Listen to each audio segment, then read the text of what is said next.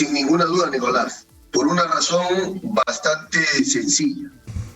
Porque aquello que es inconstitucional es nulo. Lo que es nulo nunca debió producir ni surtir efecto jurídico alguno. Y estamos enlazados vía Zoom con Benji Espinosa, abogado ahora también de la primera dama Lilia Paredes y, como ustedes saben, del presidente Castillo. Muy buenos días, Benji. Muy buenos días, Nicolás. Lo primero es, yo quisiera comenzar por el tema del presidente. ¿Ustedes van a seguir insistiendo en que no es constitucionalmente legítimo lo que está haciendo la Fiscalía de la Nación, de investigar al presidente? Sin ninguna duda, Nicolás, por una razón bastante sencilla. Porque aquello que es inconstitucional es nulo. Lo que es nulo nunca debió producir ni surtir efecto jurídico alguno. Esta es una investigación que colisiona frontalmente con la Constitución. Hay una primera instancia que ha avalado la posición de la Fiscalía, pero que lo haya dicho un juez de primera instancia no significa que sea la palabra definitiva del Poder Judicial. Claro, pero yo mira, tengo una copia de la Constitución que publicó una edición en formato pequeño, que se me cae a pedazos de la cantidad de veces que la he revisado, y la leo y no encuentro lo que tú dices, Benji. No encuentro en qué parte nuestra Constitución le impide a la fiscal de la Nación, Patricia Benavides, investigar al presidente en este momento. En ninguna parte. Le impide acusarlo por delitos como el de corrupción, eso está claro. Pero investigarlo, en ninguna parte dice que no lo puede investigar. ¿Por qué insisten en eso? No entiendo. Lo que pasa es que la pregunta debe ser otra. ¿En qué parte de la Constitución, que la he leído tanto y que por eso es que se cae a pedazos, en qué parte del texto constitucional se dice que se permite al Ministerio Público, a través de la Fiscalía de la Nación, que se puede investigar al presidente? Fíjate, Nicolás, que la lógica es a la inversa. No es que los poderes públicos puedan hacer aquello que textualmente no les está prohibido o interdictado. Es más bien que solo pueden hacer lo que de manera expresa, taxativa y clara se les autoriza. Y en ninguna parte del texto constitucional se autoriza a la Fiscalía que pueda abrir investigación por casos distintos de los establecidos en la Constitución, como son la traición a la patria y otras tres infracciones constitucionales. No puede, pero Benji, pero dice acusar, no dice investigar. Por eso yo te hago la misma pregunta al revés. Dime tú, ¿en qué parte de la Constitución dice está prohibido investigar al presidente por delitos como el de corrupción? No dice. Y no tiene por qué decirlo, Nicolás, porque fíjate cómo te he establecido esta lógica de lo que no está prohibido está permitido. Eso se utiliza para ti, Nicolás, o para mí, o para cualquier ciudadano. Eso se llama inmunidad de coacción. Todo aquello que no está prohibido está permitido. Por eso es que en el Código Penal, por ejemplo, existe el delito de coacción. Cuando alguien te obliga a hacer algo que la ley no manda o te impide hacer aquello que no prohíbe. Para el ciudadano, en cambio, para los poderes públicos, para las actuaciones del Estado, no rige el principio de inmunidad de coacción de aquello que no está prohibido está permitido. Rige el principio de taxatividad, que lo que significa es que yo solo puedo realizar lo que textualmente la normativa me permite. Te voy a poner un ejemplo muy claro. El caso de Edwin Oviedo Pichotito. Edwin Oviedo Pichotito se le sigue varios procesos. Uno de ellos es el caso Huachiturros. En el marco del juicio oral del caso Huachiturros, él estaba de una prisión preventiva, le habían cambiado una detención domiciliaria, le crean al señor Oviedo, le crean la figura de la suspensión de la prisión. Y entonces lo tuvieron a Edwin Oviedo mientras avanzaba el juicio en suspenso.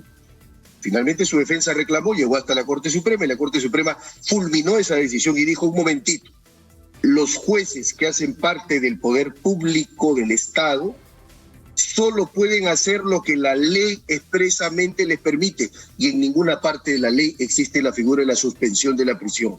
Así que no es eso de que aquello que no está prohibido, como no está prohibido la suspensión, entonces está permitida la suspensión. Lo mismo pasa acá. Exitosa. Como no está prohibido la investigación, entonces se puede investigar. No, tendría que decir la Constitución expresamente que al presidente se le puede investigar para que eso esté permitido. Ahora, pero no nos vamos a poner de acuerdo, yo no te voy a convencer ni tú me vas a convencer a mí, Benji, estamos hace rato en esta discusión.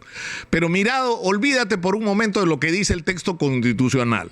Desde el punto de vista de la moral pública, que fue parte de la argumentación de la decisión que tomó Pablo Sánchez de que esta investigación se abriera.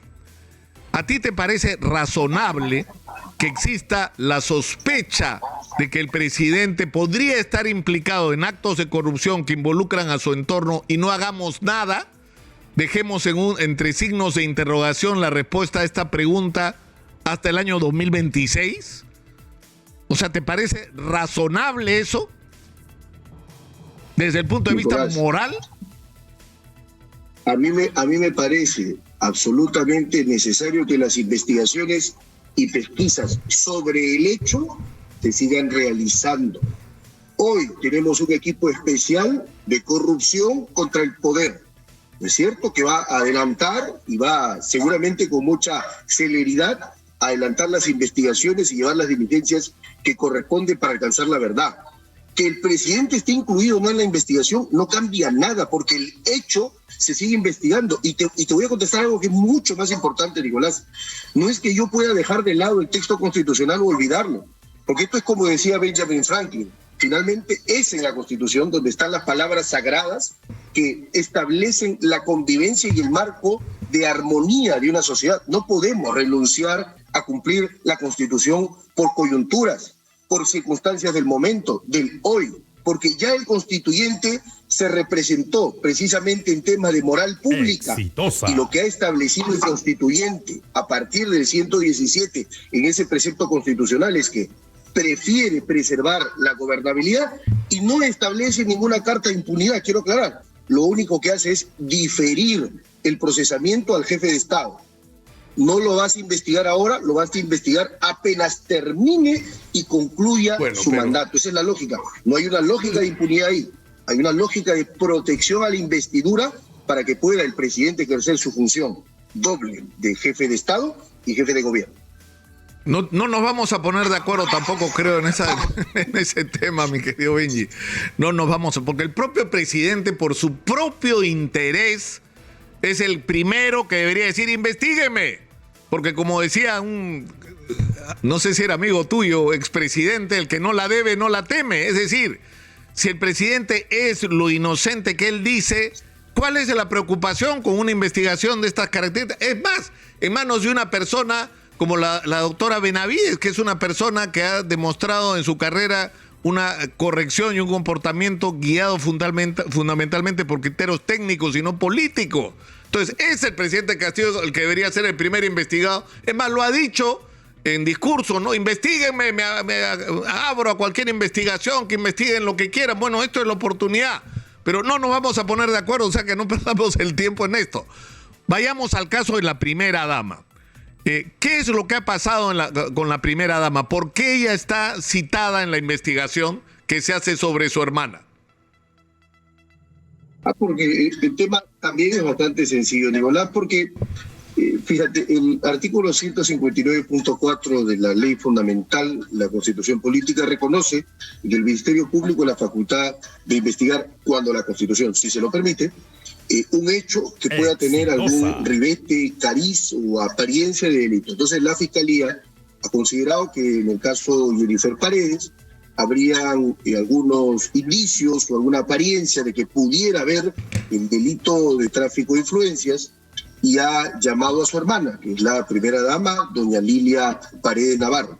Y entonces, en la primera fecha que la citó a declarar, la primera dama ha acudido al despacho del doctor Johnny Peña y ha contestado, y acá quiero subrayar algo que es fundamental entender, pudiendo, según ley, abstenerse a rendir testimonio, no declarar, porque en el medio está su hermana Jennifer Paredes, ha declarado, ha prestado testimonio, ha testificado. Yo creo que eso es muy importante.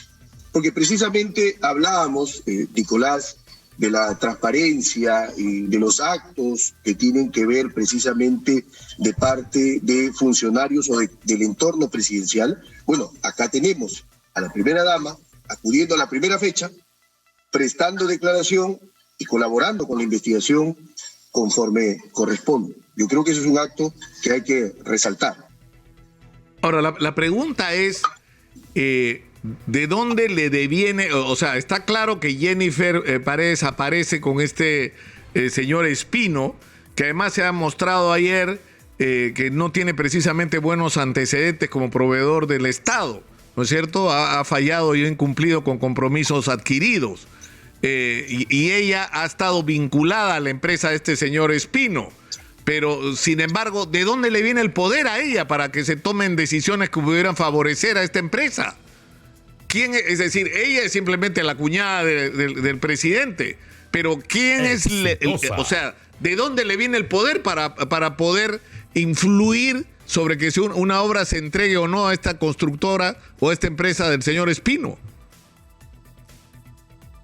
Si hubo un acto de prevalimiento de poder o no, si hay o no delito de tráfico de influencia desde el punto de vista penal, yo he adelantado que no se dan los elementos configuradores de tráfico de influencia, pero eso lo tendrá que decir el Ministerio Público. Quiero aclarar, Nicolás, que yo no soy abogado de Jennifer Paredes, entonces mal haría en poder explicar de ciertos comportamientos que tiene que explicar la propia Jennifer Paredes y su defensa. Seguramente lo harán. Ahora, pero esto podría alcanzar al presidente, lo pregunto por qué, porque en realidad la primera dama no tiene ningún poder en términos prácticos, es decir, la primera dama no puede decidir el otorgamiento de una obra. El presidente sí puede influir sobre el otorgamiento de una obra, ¿no? O sea, ¿el presidente va a ser citado en esta investigación? A ver, y acá eso dependerá de la Fiscalía. Y si lo es, el presidente prestará su testimonio, pero acá hay que aclarar que no toda obra que se dé en el Perú finalmente depende del gobierno central. Nicolás, tú conoces muy bien que en la estructura del Estado hay gobierno central, gobierno regional y gobierno local. Las obras en los gobiernos locales, como es el caso de Cajatambo, de la obra del preso, el señor Espino, no tienen vinculación con el gobierno central. Eso hay que dejarlo claro. Los gobiernos locales tienen su presupuesto, tienen sus recursos y se desarrollan obras en el marco de su jurisdicción que no necesariamente tienen que ver con el gobierno central, donde está el presidente. Eso está de la claro. República. Benji, tenemos que ir a la pausa. Te agradecería te mantengas conectado, por favor, para conversar unos minutos más si fueras tan gentil. Por favor, vamos a la pausa, son 8:30 de la mañana, regresamos con Benji Espinosa. Estamos en Exitosa Perú, que en este mes de julio es la voz de la patria, y estamos conectados con Benji Espinosa, abogado del presidente Pedro Castillo, Exitosa. Y también de la primera dama en las investigaciones que la Fiscalía tiene abierta en este momento. En el caso de la primera dama está, como ustedes saben, fue citada a declarar en la investigación que se ha abierto sobre su hermana, con respecto al supuesto favorecimiento a una empresa constructora de una persona para la cual la hermana de la primera dama trabajó hace algún tiempo. La pregunta es, ¿qué es lo que está pasando y cuál es la situación en el proceso, en la investigación abierta del Ministerio Público con respecto al presidente? ¿Qué es lo que puede y qué es lo que no puede hacer la Fiscalía? Es decir, abrir la investigación podría incluir levantar el secreto de las comunicaciones. Tú has dicho que no, por lo que entiendo. Sí, Nicolás. Yo creo que hay que tener claro que en la investigación que lleva adelante el fiscal provincial Johnny Peña, es una investigación en donde a lo más se puede comprender como testigo al señor presidente y se le tomará su declaración testimonial si es que el fiscal lo tiene a bien así.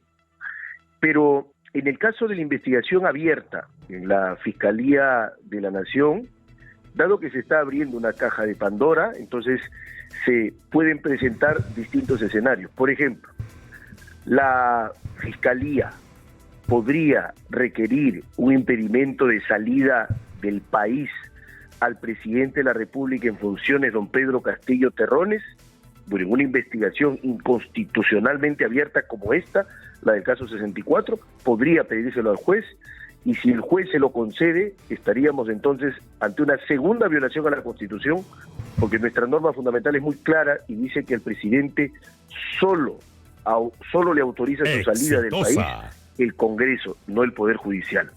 Pero por avatares y vicisitudes como estas, en una investigación que viola la Constitución, podría generarse un escenario de un conjunto de infracciones o violaciones a la Constitución. Estoy poniendo un ejemplo. El otro, el del levantamiento del secreto de las comunicaciones, o lo que es peor, la intervención a las comunicaciones telefónicas en tiempo real. Es decir, que como han tratado este caso como un caso de organización criminal, podrían utilizar la ley 30.077 y establecer algo que es inaudito, insólito. Es decir, que el presidente de la República, ¿no es cierto?, estaría intervenida sus comunicaciones. Y entonces la pregunta es, ¿y cómo desarrolla sus funciones y los actos como presidente si ni sus comunicaciones pueden estar en reserva? Esto y más genera una investigación abierta violando la Constitución, Nicolás, porque la Constitución no se ha puesto en ese supuesto, ni ha autorizado ese supuesto, como te he dicho hace un momento. Ahora, ¿esto ya ha estado en discusión o no? Es decir, ha pedido, o sea, normalmente estos pedidos se hacen en reserva y sin que el investigado conozca, ¿no es cierto? Es decir, la Fiscalía pide al juez que levante el secreto de las comunicaciones y el que es intervenido no conoce de esta decisión. ¿Esto podría estar ocurriendo? ¿Es posible que esté ocurriendo? Podría estar ocurriendo, Nicolás, en la medida que tengas la investigación abierta contra el presidente, y por supuesto, la ley procesal penal establece que las intervenciones a las comunicaciones en tiempo real son actos que se realizan inaudita pars, es decir, sin que la parte concernida o afectada lo sepa. De hecho, el procedimiento es tan reservado que establece una solicitud fiscal exitosa y una decisión judicial sin audiencia, sin que intervenga la defensa. ¿La defensa cuándo se entera? Cuando la medida ya se ejecutó. Recién ahí la ley obliga a poner en conocimiento de la defensa lo ocurrido, no antes. Ahora, Samir Villaverde ha dicho que el presidente Castillo habría recibido 50.000 de los 100.000 soles que supuestamente le entregó al exministro de Transportes Juan Silva, y todo esto relacionado con el puente Tarata 3, cuya licitación, tú sabes, fue cancelada precisamente porque se confirmó que habría sido irregular, lo cual le da, digamos, viso de credibilidad a la versión de que ha habido un acto de corrupción detrás de ese otorgamiento. Pero junto con esto, se entiende que en las próximas horas Samir Villaverde va a salir en libertad gracias a un beneficio obtenido por no sabemos qué forma, de acuerdo con el Ministerio Público, autorizado por un juzgado, es decir, algún nivel de acuerdo ha llegado con la justicia. Y se supone que él ha puesto esto como condición para entregar más información, dentro de la que se supone está una grabación con el sobrino del presidente. Ahora, ¿qué tienes que decir tú sobre esto? Es decir, de lo que ha avanzado la investigación, ¿hay alguna evidencia que conecte directamente al presidente con estos hechos? De ninguna manera. Lo que tenemos es que hay un testimonio en donde se indica que Samir Villaverde había entregado dinero a Juan Silva. Juan Silva en ese escenario es el receptor del dinero, no el presidente Pedro Castillo. Y que Juan Silva le habría dicho a Samir que 50.000 eran para el presidente y que un celular también era para el presidente.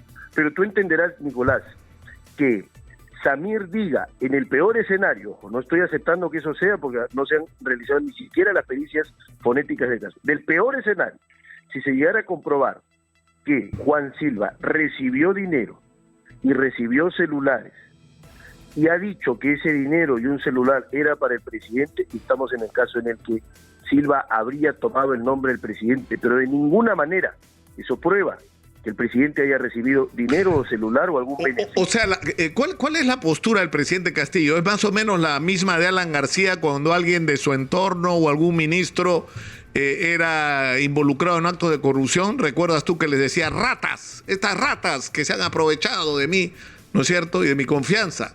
Así de crudo les decía ratas y se sacudía simplemente cualquier responsabilidad. Ahora, nunca se hizo una investigación, ¿no? Como se está haciendo en este caso. Pero eso, digamos, es la postura del presidente Castillo. O sea, que la gente de su entorno lo ha traicionado, que él no sabía nada. O sea, Samir Villaverde ponía carros, pagaba pasajes, tenía unos antecedentes que yo no sé cómo nadie se preocupó por determinarlos. Y es un hombre que ahora está reconociendo el haber cometido actos de corrupción. O sea, el presidente no sabía nada. Esta es la versión del presidente. Yo no sabía nada, era la gente de mi entorno. Pues que claro, eso puede pasar, Nicolás. Las confianzas que se otorgan también se traicionan, también se vulneran, también se decepcionan. Eso pasa, eso ocurre. Que tomen el nombre del presidente para poder cometer algún acto que sea irregular o delictivo, también ocurre. Puede pasar ahora, ha pasado antes. Eso no sería novedoso, Nicolás. Yo creo que lo importante es establecer que un testimonio de esa naturaleza lo que te puede generar es ruido, hasta escándalo, pero no involucra directamente al presidente, porque estamos en lo mismo. Un testimonio que indica que habrían entregado dinero y que la persona, que sería Silva, toma el nombre del presidente. No más, Nicolás, no hay más que eso. Que no es lo mismo decir, el presidente recibió dinero, a decir, dice Silva que el dinero que le fue entregado se lo dio parte al presidente. O sea, son dos cosas distintas. Estamos en el segundo escenario, no en el primero. No podemos hacer pasar dos cosas distintas como si fueran lo mismo. Ahora, sobre lo de Karelyn López, su abogado César Nakazaki ha publicado en el Twitter que efectivos policiales que brindan seguridad en casa de Karelyn López han hallado en una puerta posterior un sobre con municiones y pólvora. Evidente amenaza por quiénes y por qué hoy se le envía. Tarea para el nuevo equipo especial, etcétera, dice Nakazaki. Es decir, ¿qué es lo que está pasando acá? O sea, ¿quién podría tener interés en intimidar a Karelyn López? Bueno, eso tiene que investigarse, precisamente para eso están las investigaciones, para determinar quién ha sido. Imagino que un domicilio como ese debe tener cámara, entonces va a ser muy fácil constatar quién fue y a quien haya sido, que se le investigue ese proceso y en su día se le condene.